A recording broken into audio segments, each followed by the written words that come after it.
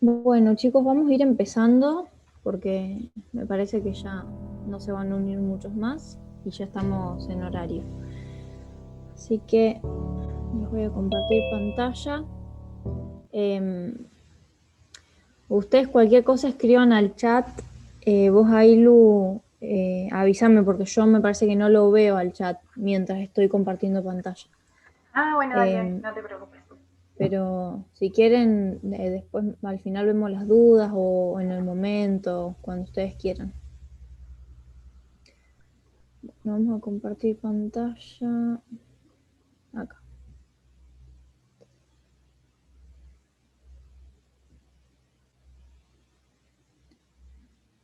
Bueno, ustedes ven mi pantalla, ¿no? Sí, Sof. Bueno, lo voy a poner para presentar y vamos a empezar.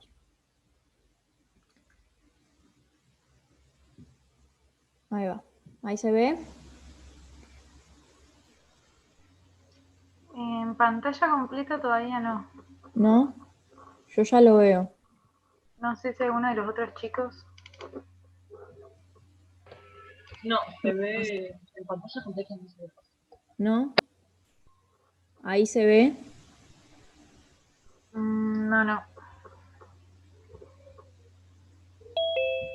O no tendrás que. Ah, A eso, ver, vuelve. ahí sí, lo saqué y lo voy a poner, lo voy a intentar de nuevo. A ver.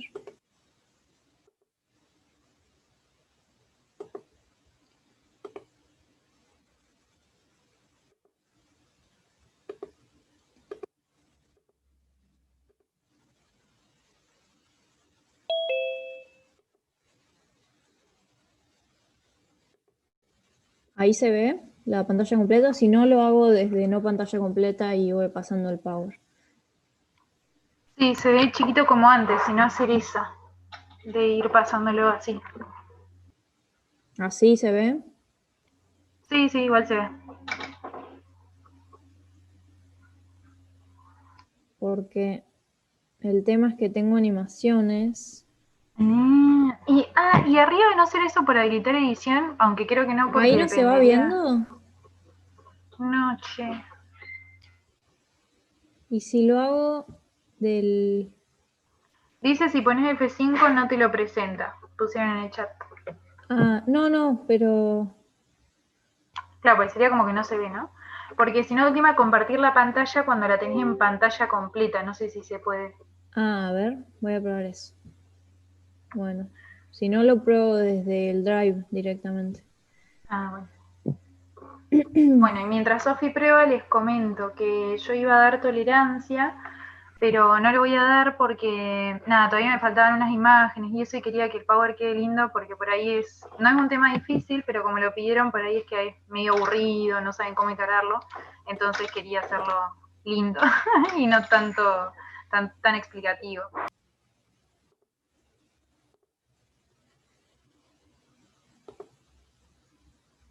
¿De ahí se ve? Sí, ahí sí. Ahí sí, bueno, lo presento de acá del Drive directamente.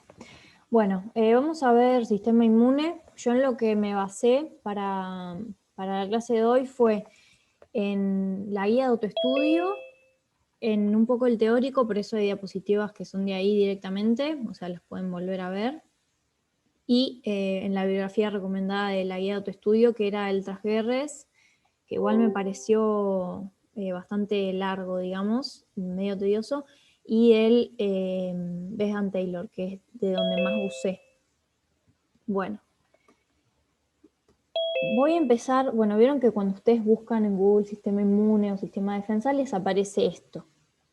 Bueno, esto de, digamos, de evadir o evitar todo tipo de microorganismo es algo que ya quedó totalmente en el pasado, porque desde hace un montón de años por ahí en las universidades todavía cuesta implementar cosas nuevas y planes de estudios para modificar y eso, pero la relación que nosotros tenemos con los microbios y nuestra microbiota intestinal, o sea, la microbiota se refiere a las especies distintas que nosotros, que conforman nuestra flora bacteriana del intestino, ¿no?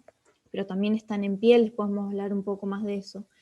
la composición de esta microbiota influye en un montón de aspectos de nuestros procesos de salud y enfermedad, y es algo en lo que por ahí tendríamos que empezar a poner más el ojo.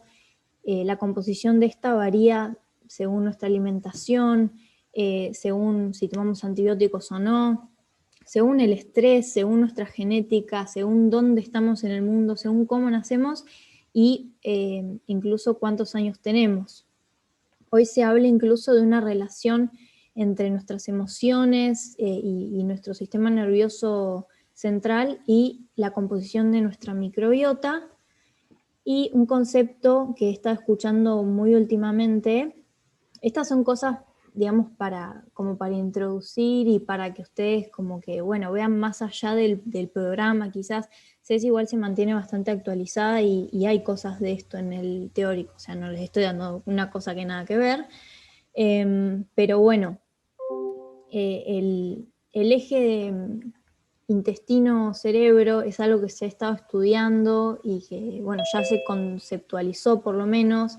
Lo que sabemos es que, bueno, que a grosso modo el cortisol es un fuerte inmunomodulador, pero también las citoquinas y todo lo que corre por nuestra sangre, todo esto que vamos a ver desde células hasta mediadores humorales, tanto inespecíficos como más específicos, van a atravesar la barrera hematoencefálica en mayor o menor medida y esto va a influir y viceversa. Un montón de mediadores y péptidos, neuropéptidos, también influyen a nivel sistémico. Entonces hay que empezar como a unir un poco todo y no a separarlo, tipo, esto es sistema inmune, esto es sistema nervioso, esto es sistema endocrino, porque en realidad está todo relacionado. Bueno, yendo al tema, el primer nivel de defensa son nuestras barreras físicas y mucosas, las cuales no hay que subestimar porque, miren, esto es solo piel, y solo en la piel tenemos un montón de subbarreras, por así decirlo. Para empezar, la microbiológica, ¿no? Que tenemos a las bacterias que actúan como comensales en una relación de mutualismo con nosotros. Y la primera transmisión que tenemos de esto es la materna. Se ha visto que la microbiota intestinal y cutánea de la madre está en los tejidos placentarios, o sea que el feto ya va a recibir ciertas especies incluso antes de nacer. Además, el parto vaginal se ha visto que como el feto tiene contacto con estos microorganismos residentes de la vagina de la madre, tiene un montón de beneficios en comparación a los partos por cesárea, bien, en donde es todo más quirúrgico, en donde no tenemos este primer contacto, y se está estudiando, pero se han encontrado asociaciones entre los partos por cesárea y un montón de enfermedades crónicas no transmisibles. Bueno, los determinantes que van a ser a la composición de nuestra microbiota cutánea, estamos hablando ahora, son un montón de determinantes, ¿no? Variaciones tanto inter como intrapersonales e incluso a lo largo de la vida, en nuestro ciclo vital. Hay algunas como preguntas muy interesantes que salen del teórico, que ustedes las pueden ver y están todas las respuestas, pero bueno, yo les voy a como hacer un repasito de esto. El hecho de cómo se mantiene esta flor en nuestra piel, bueno, se mantienen porque a lo largo de los años han desarrollado sistemas que inducen a la secreción de ciertas citoquinas que inhiben, por ejemplo, la producción de factores de necrosis tumoral y algunas interleucinas. Entonces esto hace a la tolerancia de estas bacterias en nuestra piel.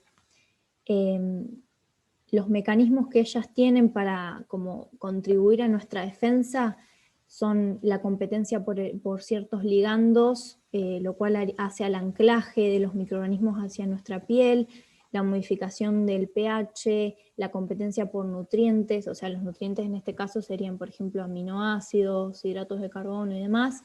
Incluso las mismas bacterias secretan sustancias que son biocidas, o sea, que matan a otros microorganismos y se ejerce toda una competencia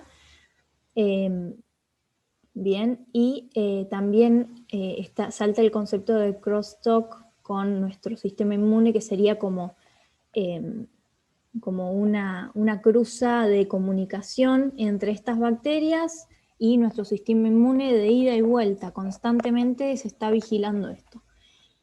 En cuanto a la barrera química, eso solamente fue la barrera microbiológica. En cuanto a la barrera química, tenemos desde el pH bajo de la piel hasta el sebo que producimos, hasta enzimas como la lisozima, o acá tenemos inmunoglobulina, probablemente de tipo A. La barrera física, esto también está bien desarrollado en el teórico, está compuesta por los componentes celulares propios de la piel, hay una barrera lipídica muy específica y también, como hemos visto en otros trabajos prácticos, influyen cuán juntas están las uniones intercelulares o cuán permeables pueden estar o no. Y la inmunobiológica son las células inmunes que están en la lámina propia, macrófagos, linfocitos, bueno, etc. Sofi, te corto un gachito, que los chicos recordaron si podíamos grabar la clase. Ah, ¿tengo que grabar yo? Sí. Pero creo que yo también puedo. Sí, Creo ahí que lo puse a puedes. grabar. Bueno, genial.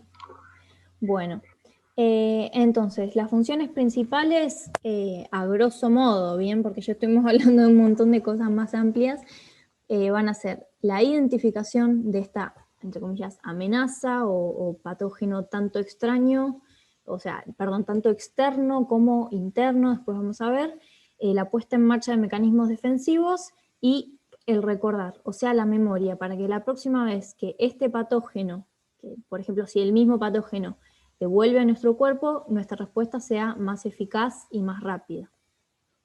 Bien, esto también es del teórico, entonces tenemos las funciones del sistema inmune en un balance, bien, tanto la respuesta frente a antígenos extraños como a la autotolerancia, bien, la tolerancia frente a los antígenos propios. El sistema inmune, como decía ahí, es una red compleja de moléculas, células, tejidos, que mantienen a nuestra integridad tanto fisiológica como genética y también contribuyen a la remodelación de tejidos y la eliminación de células propias que están genéticamente alteradas. Bueno, yéndonos a médula ósea, ¿no? En médula ósea es donde se produce la mayor cantidad es donde se produce la hematopoiesis. A partir de una célula multipotente van a salir dos líneas celulares, la mieloide y la linfática, o la linfoide, perdón, bien. A partir de la mieloide, también, además de células blancas, o sea, mieloblastos, monoblastos, con producción de granulocitos y monocitos, tenemos la formación de todo lo que es plaquetas y eritrocitos, y de la línea de los linfocitos B y T, que serían los leucocitos sin gránulos, ¿no? Visto desde, por su morfología, justamente las células de la línea mieloide las vamos a dividir en granulocitos, como dijimos, por sus gránulos en el citoplasma. Cada uno de estos tipos celulares tiene una composición distinta en sus gránulos, tanto porcentual como en calidad, o sea, lo que contiene cada gránulo de distintas moléculas, y los polimorfonucleares se los llama a los que tienen como muchos lóbulos en cuanto a morfología de su núcleo.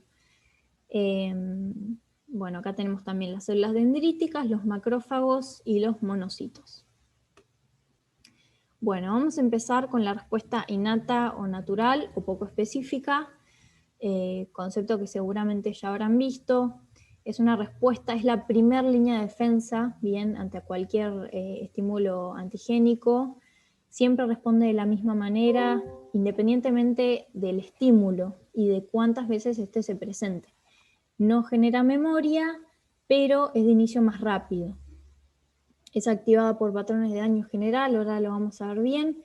Incluye todo lo que es barreras, ya sea físicas, químicas. En cuanto a químicas, por ejemplo, el pH estomacal es una barrera química, y biológicas.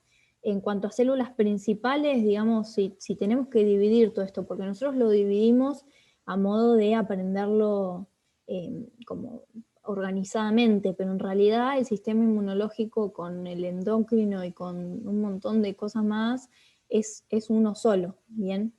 Así que siempre traten de establecer todas las relaciones que puedan, siempre pensándolo así no se pierden, pero hay que tratar de verlo como un todo. Entonces, en cuanto a células, monocitos y macrófagos, polimorfonucleares, natural killer y células dendríticas.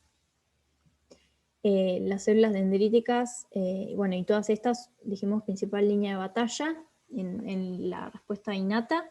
Y en cuanto a humorales o citoquinas, los principales son la interleuquina 1, la 10 y el factor de necrosis tumoral alfa. Pero esta respuesta no es tan inespecífica, ¿bien? Porque si fuera tan inespecífica tendría un montón de errores, lo cual llevaría con mucha más frecuencia a la autoinmunidad. ¿Por qué? Porque reconoce patrones moleculares asociados a patógenos y a daño celular, que es lo que conocemos como DAMP y PAMP, y los receptores TOL, que están presentes en estas células de inmunidad natural, como les decimos, y reconocen distintos tipos de bacterias con cierta especificidad. Si uno va a leer los receptores TOL, te dice, este receptor para este tipo de bacteria, este para este tipo de virus. Entonces no es tan inespecífico. Bien, acá, para que vean, los receptores de reconocimiento de patrones significa esto, y tenemos desde los toll-like hasta que son de membrana y endosomas, hasta otros que son de citoplasma, varía la localización.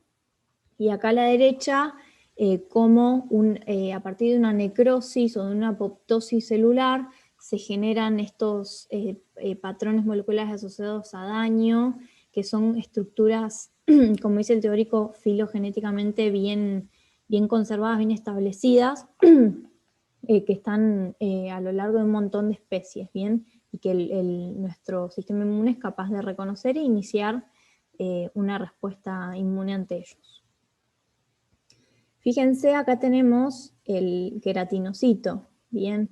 Porque, a ver, por más que uno piensa que queratinocitos es célula de la piel, pero está recontra estudiado y está recontra visto que, bueno, ya dijimos todas las propiedades que tiene la piel como barrera, bueno, esta célula también. Fíjense cómo estos receptores de membrana toll-like se activan ante lipopolisacáridos, flagelina, que son todos componentes bacterianos, y van directamente a estimular la síntesis de proteínas y a secretar citoquinas, quimiosinas, antimicrobianos, bien, y bueno, un montón de respuestas más que también incluyen interleuquina 1, que ya estuvimos viendo, la importancia en las fases tempranas de inmunidad.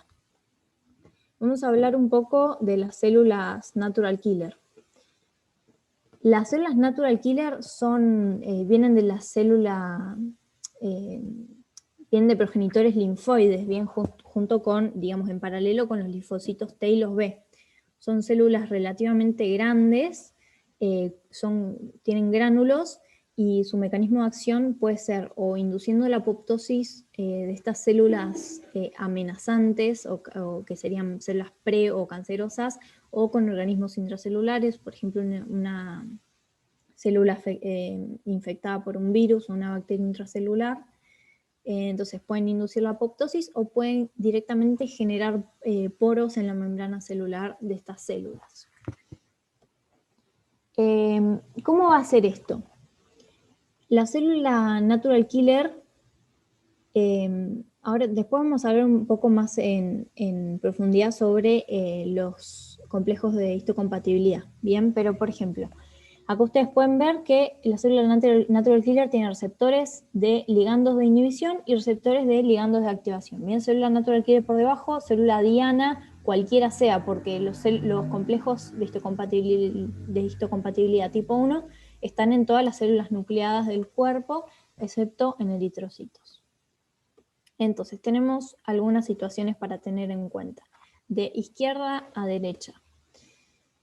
Es como que las natural killer van patrullando y es como que van pidiéndole a las células su documento de identidad para saber que está todo bien.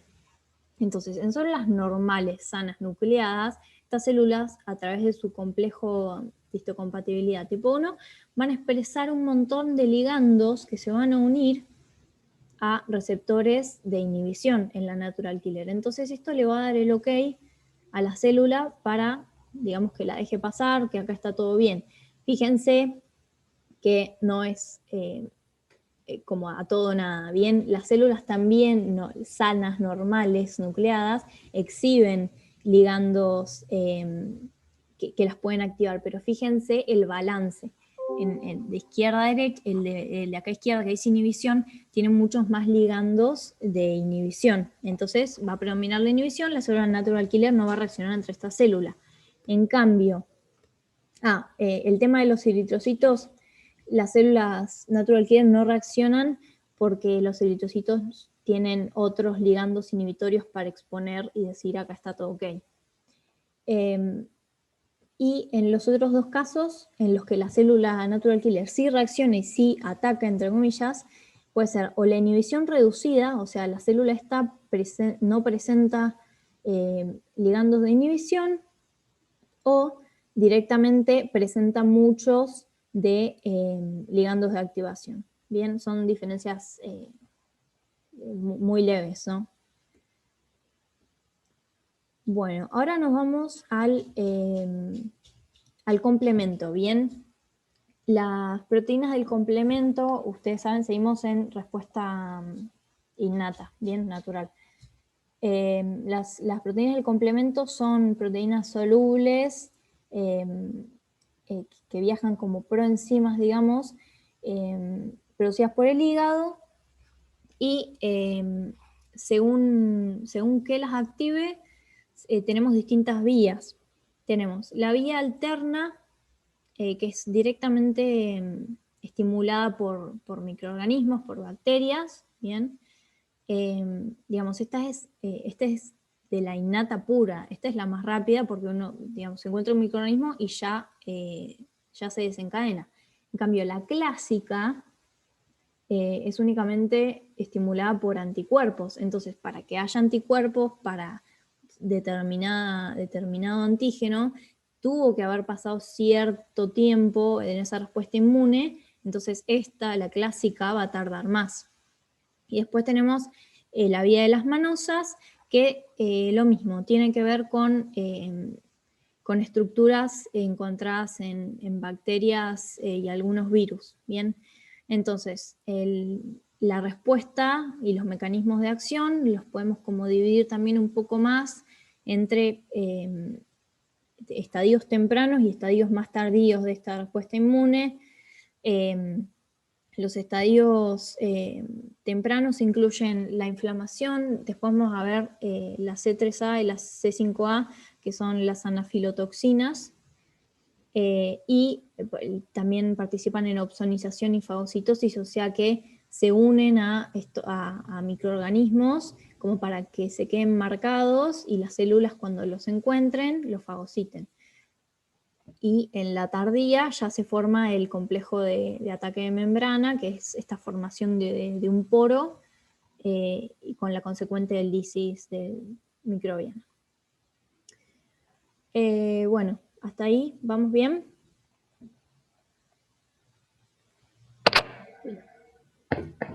Bueno. Bueno, vamos con los neutrófilos. Ahí les dejo la fotito más o menos para que lo identifiquen. Generalmente tienen 3 lóbulos separados por un puente de cromatina. Los neutrófilos tienen que tener en cuenta que la principal función es la respuesta bien rápida, a partir del pool de depósito que hay en médula ósea.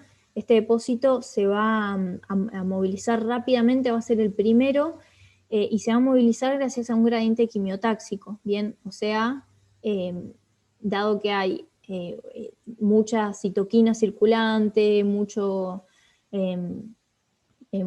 patrones asociados al daño y demás como estimuladores para que el neutrófilo vaya, eso va a ser como un gradiente inflamatorio que lo va a llamar, por así decirlo.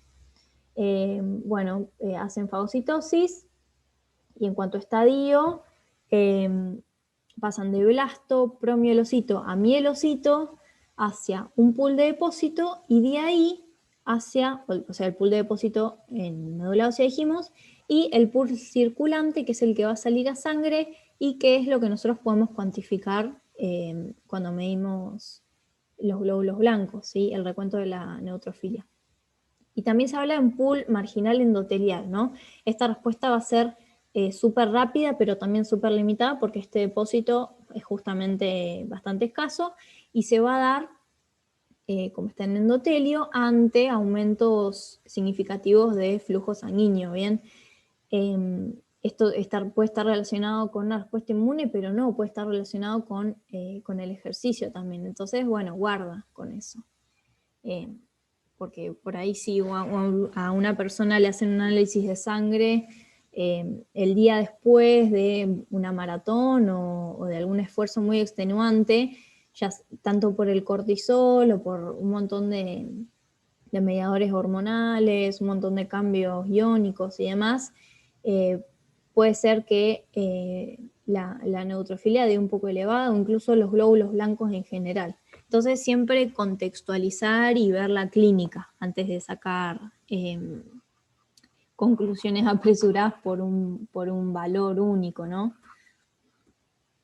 Bueno, ahora vamos a ver un poco de los mecanismos de acción más importantes de los neutrófilos.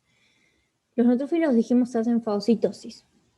Esta fagocitosis la pueden hacer hacia un microorganismo no opsonizado, porque dijimos que es respuesta innata esto, es bien rápida, entonces no necesitan que se haya producido anticuerpo, como por ejemplo en el caso de un microorganismo opsonizado. En el caso del microorganismo opsonizado se unen a él, al anticuerpo que está unido al microorganismo mediante receptores de la porción FC de estas inmunoglobulinas. Después lo vamos a ver.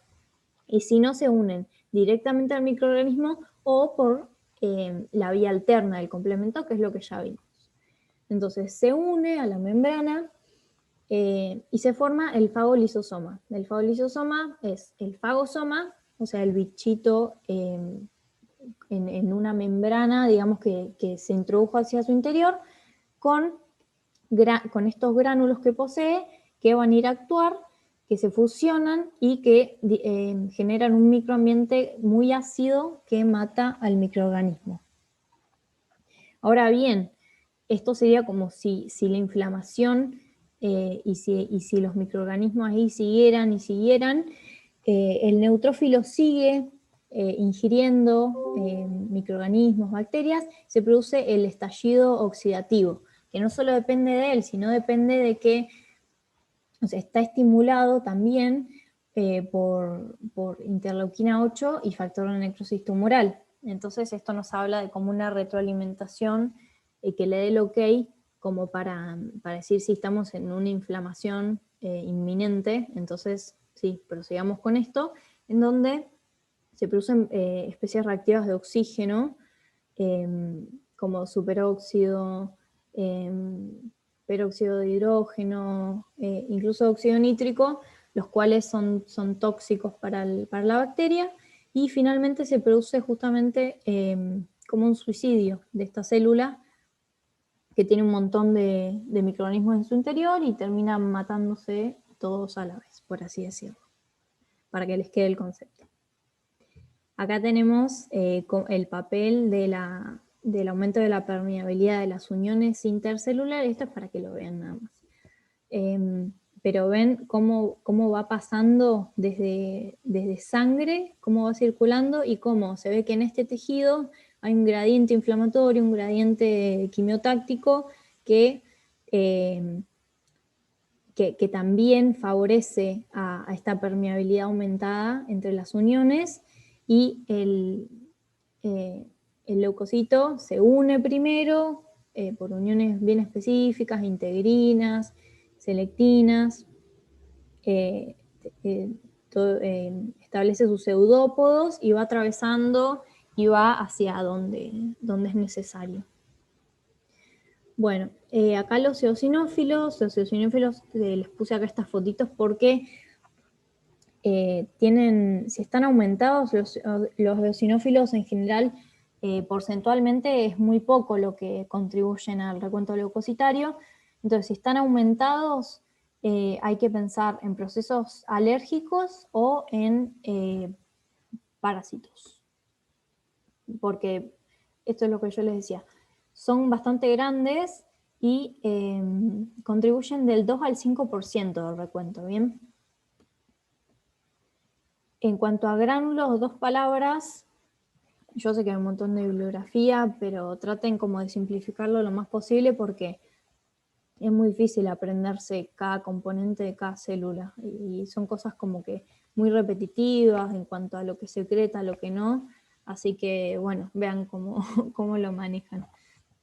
Los gránulos, los más abundantes y grandes son los secundarios y los primarios están compuestos por galactina y la proteína de Charcot-Leyden, que es una proteína que por ahí ustedes la vieron en pato, que se puede ver como en ciertos tejidos ante procesos muy, muy alérgicos.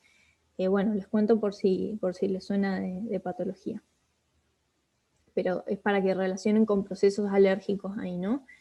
Entonces, el rol fundamental va a ser, ustedes piensen, los parásitos son obviamente enormes, entonces esta célula no va a poder fagocitarlos. ¿Qué va a hacer? Va a generar destrucción proteolítica en el lugar donde se llega a desgranular, y bueno, que es mediador inflamatorio en alergias. Bueno, ahora basófilos, ahí les pongo fotitos, basófilos en sangre periférica y mastocitos. Estos son mastocitos dérmicos alrededor de los vasos sanguíneos. Bueno, también la función de estos es participar en reacciones alérgicas mediadas por IgE, neuropéptidos, factor librador de histamina, y también asociados a reacciones anafilácticas y de hipersensibilidad. Acuérdense, las anafilotoxinas son parte del sistema de complemento, que son la C3A y la C5A. En cuanto a sus gránulos, hay unos gránulos que se llaman B y que contienen el 90% de la histamina del organismo. O sea, imagínense, la histamina a modo de correlacionarlo con la clínica es todo esto que venimos diciendo con la alergia. Por eso siempre que uno tiene alergia se toma un antihistamínico. Todo lo que es mucho moco, mucha inflamación, mucho picor también. Los mastocitos también producen serotonina. La serotonina es un vasodilatador. Y también poseen receptores afines para IgE, dijimos, que esto va a mediar la respuesta tisular a la inflamación alérgica o de hipersensibilidad, y la producción de factor necrosis beta e interleuquina 10 tiene que ver con procesos más de inflamación-reparación, ¿okay? Con remodelación tisular, o sea, más antiinflamatorio. Bien. Les agregué esto que tiene que ver un poco con una parte que estaba en la guía en cuanto a mastocitos, porque hay un punto que dice que hagan un modelo en cuanto al mecanismo de acción. Fíjense, en la guía decía más o menos que el mastocito se activaba por C3A, C5A, a la derecha están acá, a través de receptores de membrana. También acá hay un receptor TOL activado por lipopolisacárido, bien. Y también acá está la porción, el receptor para la porción FC de la inmunoglobulina E. Bueno, acá arriba tenemos otros estímulos como péptidos endógenos, fármacos y drogas, y alérgenos, bien, el polen, gente que es alérgica al huevo, bueno, demás.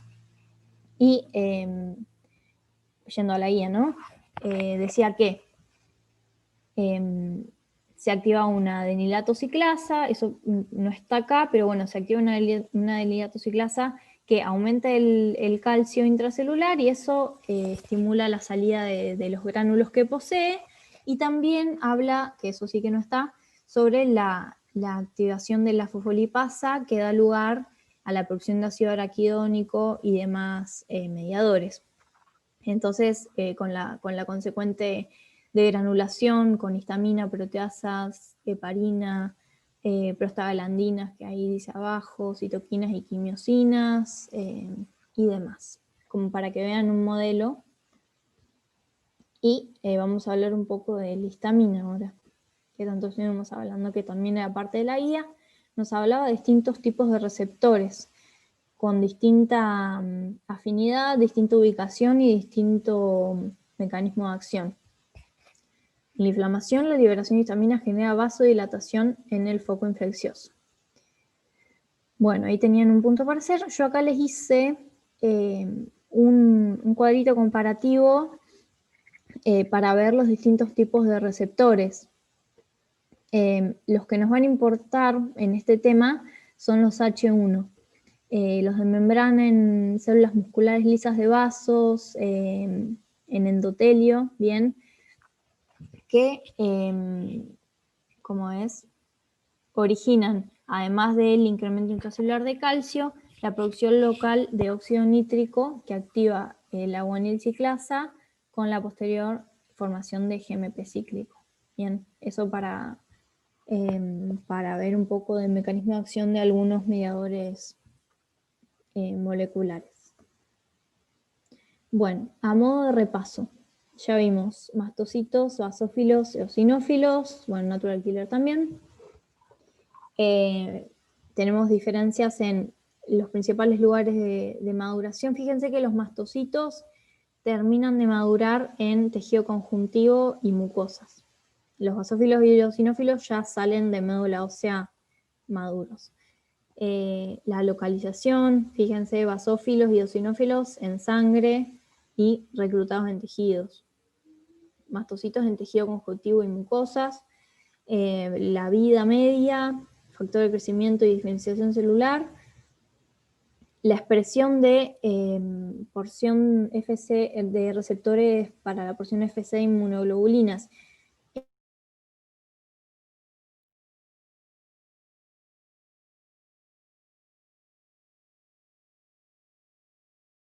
Esto nos habla de que los mastocitos y los basófilos van a depender mucho más en su mecanismo de los anticuerpos, ¿no? Y el principal contenido de gránulos, que es lo que yo les decía, los mastocitos con contenido de histamina, los basófilos también, histamina, heparina, los eosinófilos ya es un poco más rara, ¿no? Proteína principal básica, peroxidasas. Acuérdense, los eosinófilos secretan y destruyen por proteólisis al desgranularse, ¿bien? Ahora un poco de monocitos y macrófagos. Acuérdense que los monocitos van circulando por sangre y como que la forma diferenciada y más madura tisular son los macrófagos.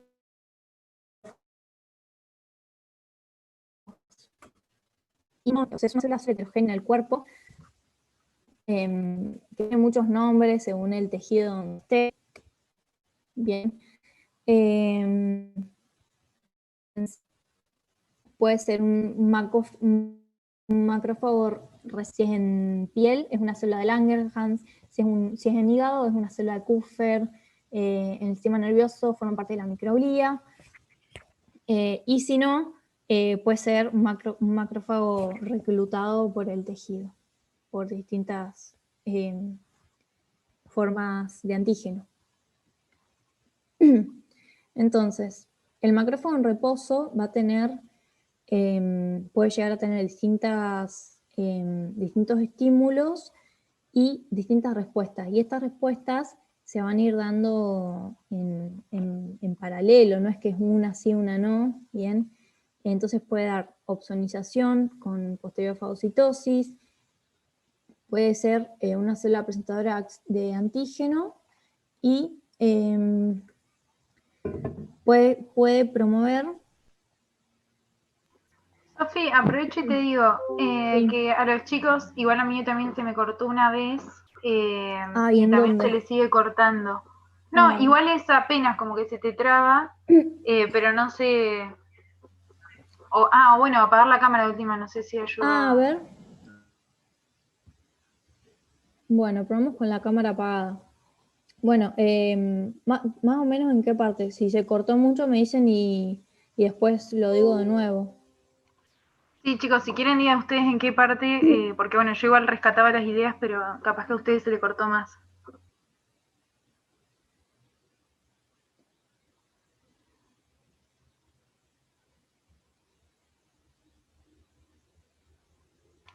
Bueno, dicen que creen que se entendió, así que... Bueno, con más o menos detalles, pero se entendió. Bien. Bueno, estábamos en el tema de los macrófagos. Los macrófagos, un macrófago en reposo, en un tejido, acuérdense, no va a estar un macrófago en sangre, es en tejido el macrófago ya, si no es un monocito. Puede ser estimulado por citoquinas, inflamación, etc. Y también va a contribuir a la proliferación linfocitaria. Ahí se entró. Ahí va. Como les decía, es una población celular heterogénea que adapta su estado de activación y funciones al microambiente que haya alrededor de él. Esto también pasa con los linfocitos helper, con los reguladores, después lo vamos a ver, pasa lo mismo. Entonces este monocito, según el tipo de estímulo que tenga para diferenciarse a macrófago, va a producir macrófagos de tipo M1 o macrófagos de tipo M2. Los macrófagos de tipo M1 van a secretar citoquinas proinflamatorias, son un prototipo, un fenotipo justamente más proinflamatorio, ¿no? Antiviral, antibacteriano, inmunoestimulante. Y el macrófago M2, todo lo contrario, tiene que ver con la reparación de tejidos y angiogénesis, un poco de inmunosupresión. Porque acuérdense que el sistema inmune no puede estar todo el tiempo con este tipo de respuestas de retroalimentación positiva, porque si no ya nos pasamos al detrimento de tejidos y de células en sí.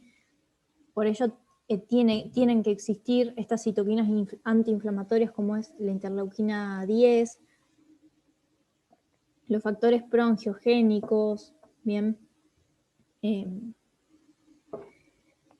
Bueno, así que eso, tengan en cuenta como concepto general. Y acá, Disculpa, ¿te puedo hacer una consulta? Sí. Cuando hablan de moléculas proinflamatorias, ¿son las que nombraste al principio, en la siguiente, arriba, donde dice citoquinas proinflamatorias? Claro. Es como que muchas veces hay como prototipos de citoquinas o moléculas que son justamente muy inflamatorias, el factor de necrosis tumoral alfa típico, la interleuquina 1 también, las 6. Esas 3 primeras son sí, como las principales, ¿viste? Sí. Seguro las has visto. Es como que, Sí, o sea, si se tienen como que memorizar estas cosas que parecen súper chiquitas, por ahí, bueno, esas están buenas. Y como antiinflamatorias, yo no sé por qué, pero como que siempre me acuerdo la interleuquina 10, esa está buena para acordársela. Bien, Y gracias. después también pueden relacionar con todo lo que es antiinflamatorio, todo lo que es proangiogénico también, ahí tienen el factor de crecimiento endotelial, pero bueno, más o menos con esas 3 proinflamatorias se entiende el concepto, no hace falta memorizarse todo. Bueno, bien, gracias. Acá les quería mostrar, ya como que nos vamos adentrando y ya hemos hecho varias relaciones entre la inmunidad innata entre sí y entre la inmunidad, estas células que pertenecen a la inmunidad inespecífica y ya una respuesta más sistémica. Fíjense, hablamos recién de la interleuquina 6 como una de las moléculas que secretan los macrófagos. Entonces, la tenemos tanto como secretora del macrófago como que le estimula a él mismo, ¿no? O a otras poblaciones de macrófagos, pero también estimula al hígado para la producción de proteínas de fase aguda, estimula un montón de poblaciones y subpoblaciones linfocitarias, fibroblastos para la deposición de materia extracelular, a neutrófilos. Bueno, ya empezamos con relaciones más a nivel sistémico. Esto es lo que estaba diciendo. Median la respuesta inflamatoria de fase aguda sistémica las citoquinas liberadas por macrófagos. Esto es del teórico. Interleuquina 1, 6 y factor de necrosis tumoral alfa. En médula ósea, bien, producción y diferenciación de neutrófilos, que es lo que dijimos, el pool de depósito que se va a movilizar rápidamente. En sangre, bueno, esto de la neutrofilia. En hipotálamo inducen la fiebre, mediado también por prostaglandinas, y en hígado lo que dijimos de las proteínas de fase aguda.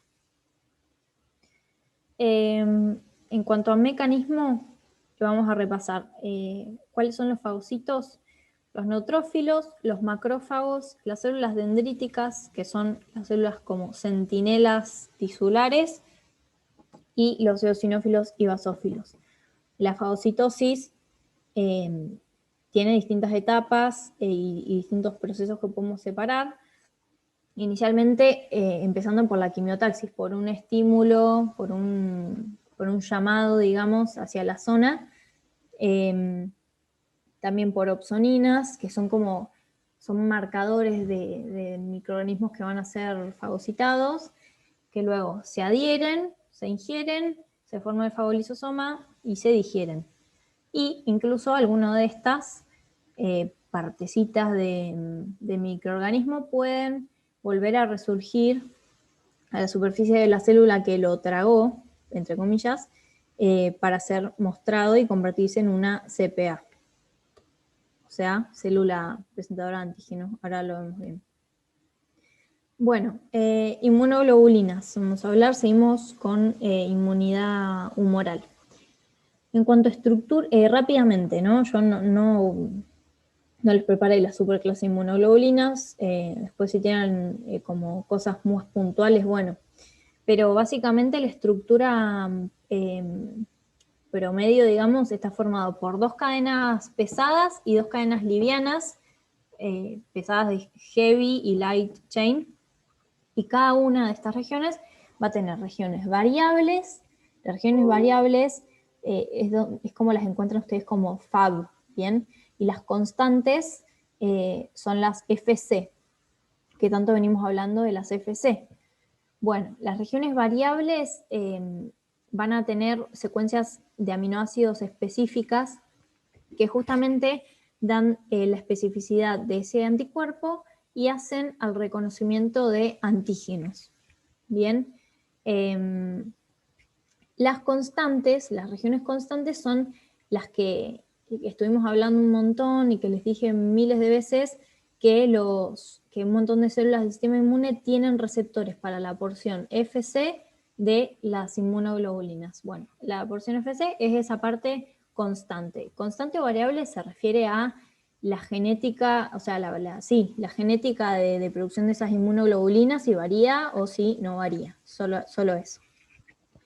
En cuanto a los distintos tipos de bueno, la D están en la superficie de los linfocitos B y no se sabe muy bien la función específica. La E la asociamos más a procesos alérgicos, la A es la de las mucosas, del calostro, de la saliva. La G es la predominante en sangre, constituye el 70-75%. Y, importante, atraviesa la barrera placentaria. Entonces, acuérdense, la IgG es la única inmunoglobulina que va a tener el bebé hasta que por lo menos empiece a formar las IgM propias. Y la IgM, es la más rápida que se desarrolla en respuesta primaria. Entonces, la aplicación clínica tiene que ver con esto último que dije de IgM, IgG. El patrón diferencial de anticuerpos entre IgM o IgG diferencia infecciones pasadas o recientes. Ahí les muestro como los distintos modelos estructurales.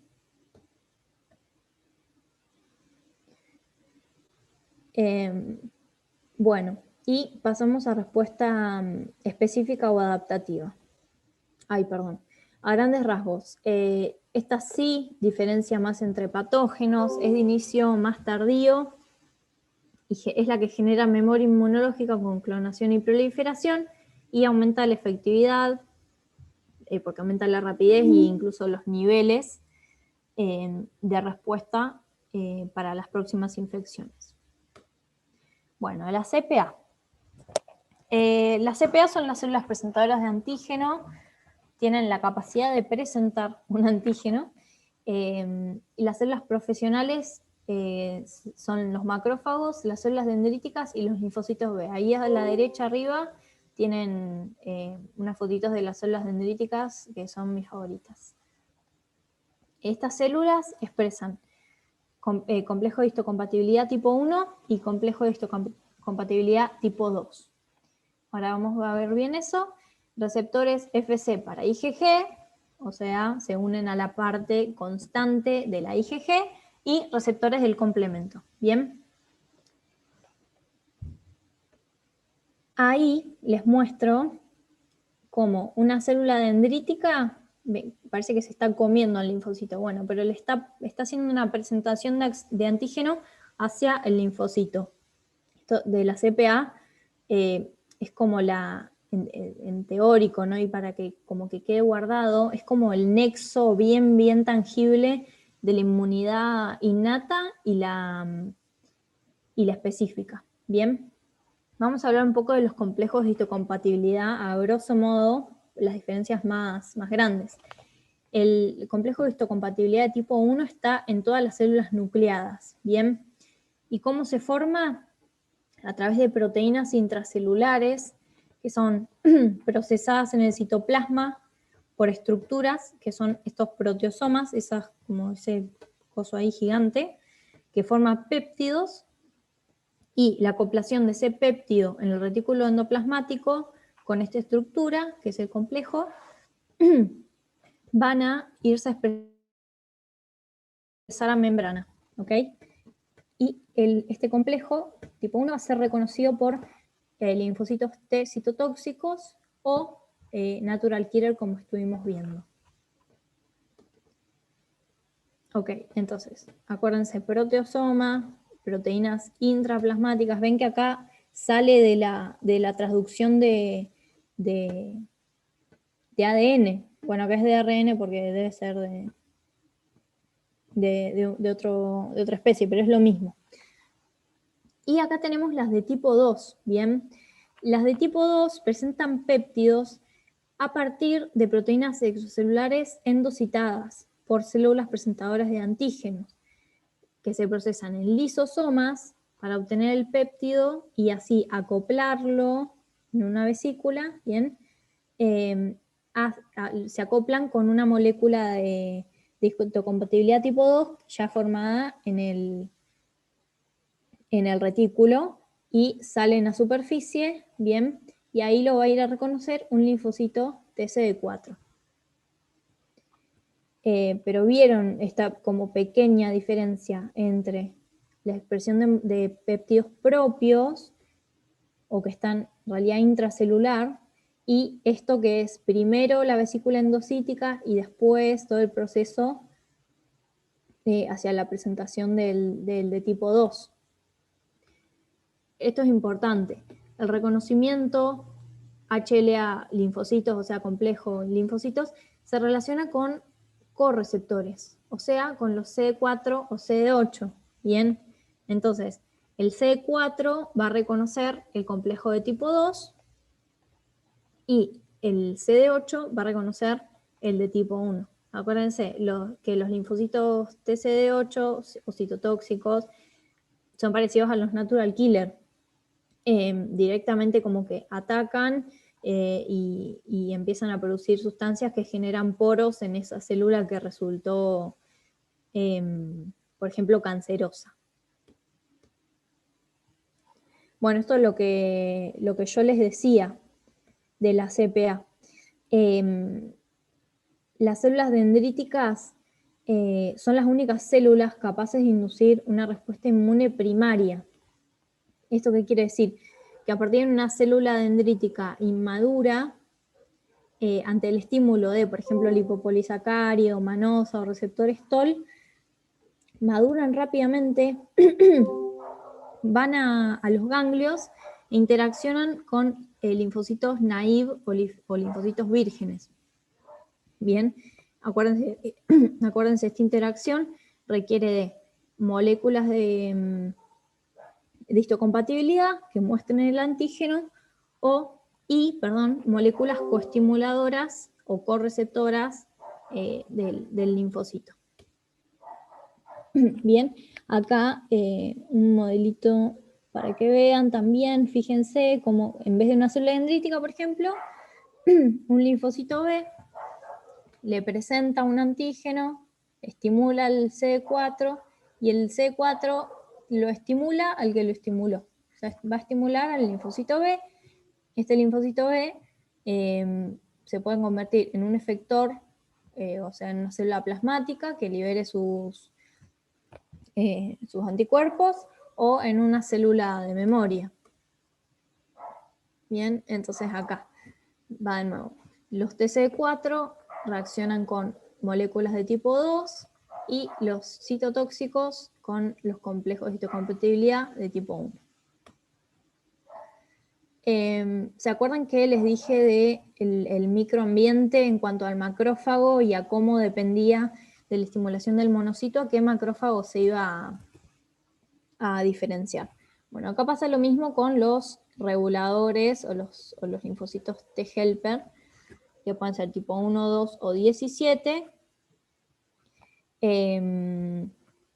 Fíjense, bueno, ahí me quedo cortada, no importa, que dice lo mismo. Básicamente el T1 lo va a diferenciar, y cuando dice factor de diferenciación sería como qué moléculas estimulan su formación, ¿no? Entonces el TH1, interleucina 12, el 2 y L4, y el 17 y L6. ¿Y a qué enfermedades están asociadas?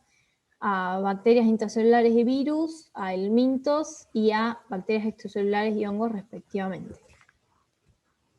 Y van a secretar distintas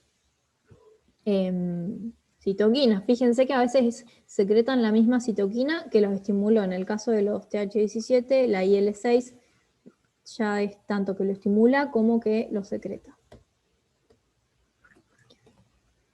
Bueno, y en cuanto a linfocitos B, bueno, los linfocitos B se distinguen por la presencia superficial de inmunoglobulinas o anticuerpos, que constituyen los receptores de antígeno específicos de cada linfocito.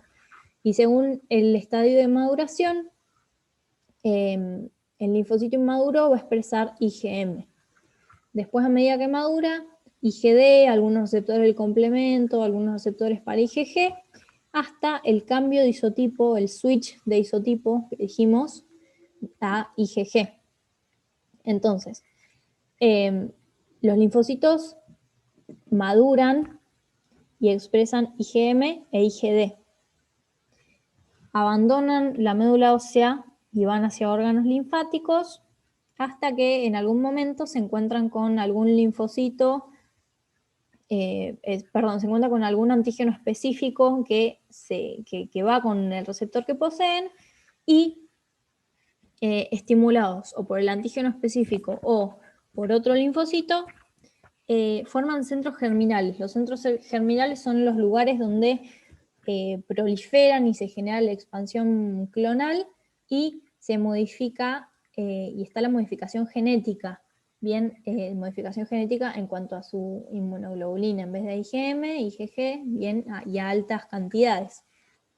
Entonces, a partir de acá, de estos centros germinales de proliferación y clonación, se pueden formar células plasmáticas, que son las que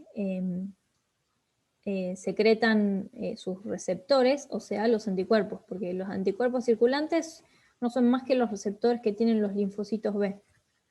Las células de memoria, o incluso algunos pueden retornar hacia médula ósea. Y bueno, un poco de aplicación clínica. Estuvieron viendo un poco ustedes con el tema de determinación de grupo y factor sanguíneo, que tiene que ver con esto de los anticuerpos, de qué expresan los eritrocitos, y en cuanto a esto más específicamente, recuento de glóbulos blancos y marcadores inespecíficos e inflamatorios.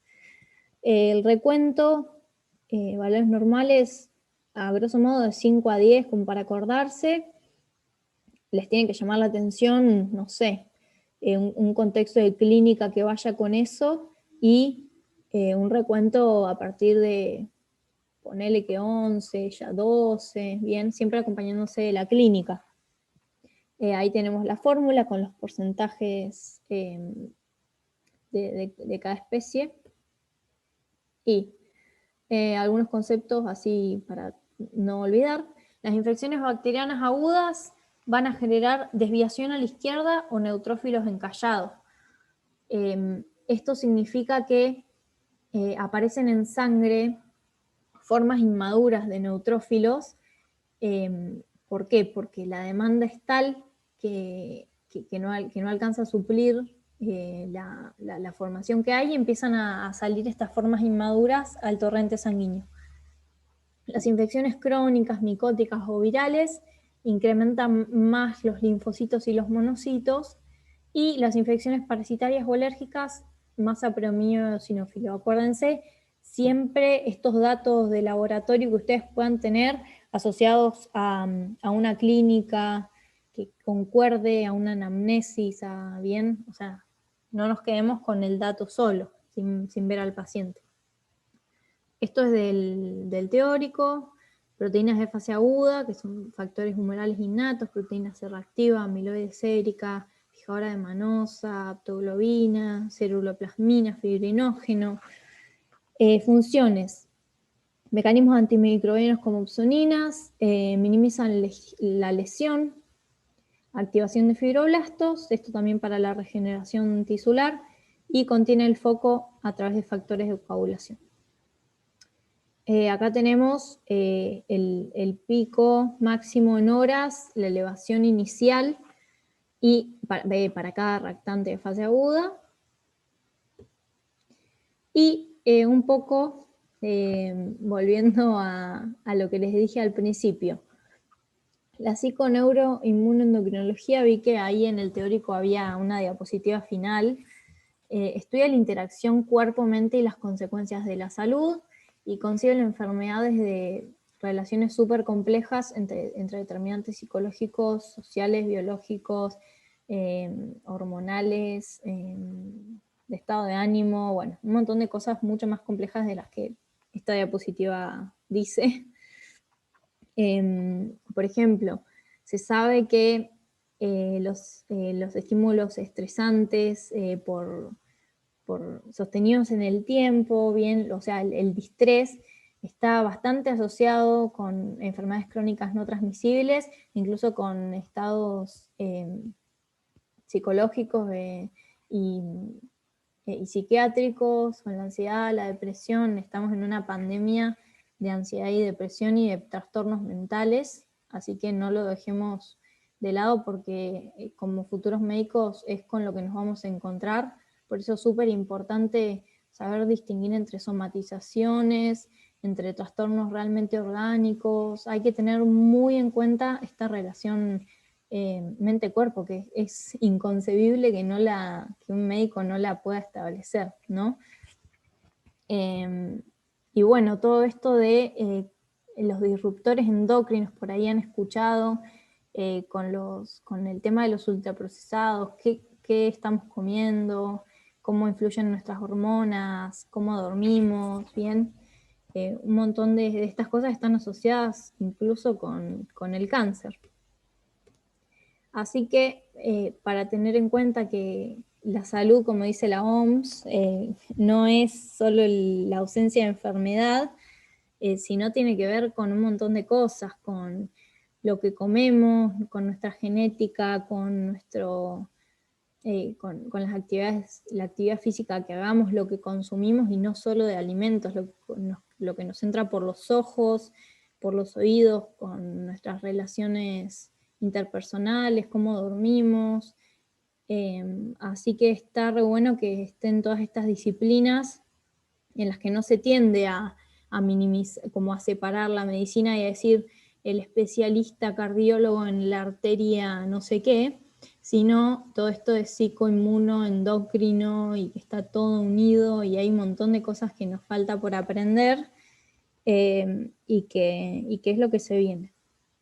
Así que nada, muchas gracias por su atención.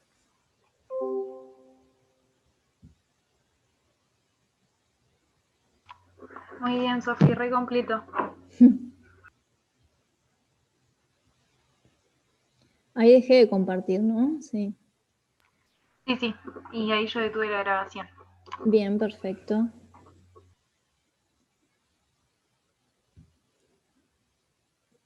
Bueno, gracias por quedarse.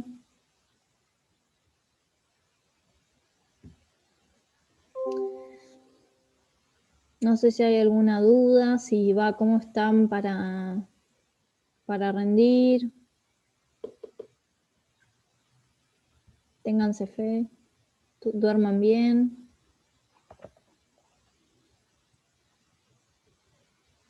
De la modalidad, la verdad que no, yo por lo menos no sé. No, ni idea. Ay, ya son las 9:20. Bueno, me reextendí, perdón, pero inmune es un tema re extenso. La verdad que traté de sacar lo más importante de cada tema.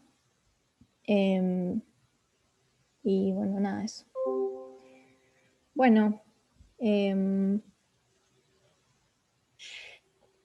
situación estimularía la formación de los macrófagos M2? Bueno, en la diapo ahí que yo hice mostraban distintas citoquinas que lo favorecían. Si querés ahora me fijo y te digo, no es necesario que lo sepas. Pero creo que interferón, me parece, algunas interleuquinas específicas. Lo importante es que sepan que, sí, acá está, el M2, interleuquina 4, 13, prostaglandina E2, interleuquina 10, esos estimulan la formación de los macrófagos de tipo 2.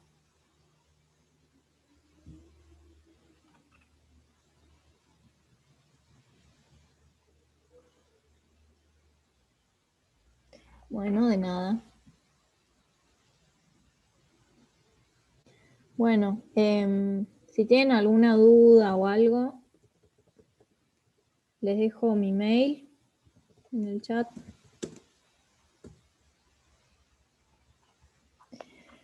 Y bueno, mucha suerte en el parcial, igual tienen tiempo todavía. Hay varias clases de repaso.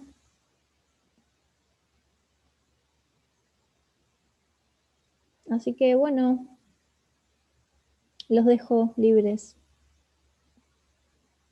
Gracias a ustedes. Chau, chau. Adiós, nos vemos.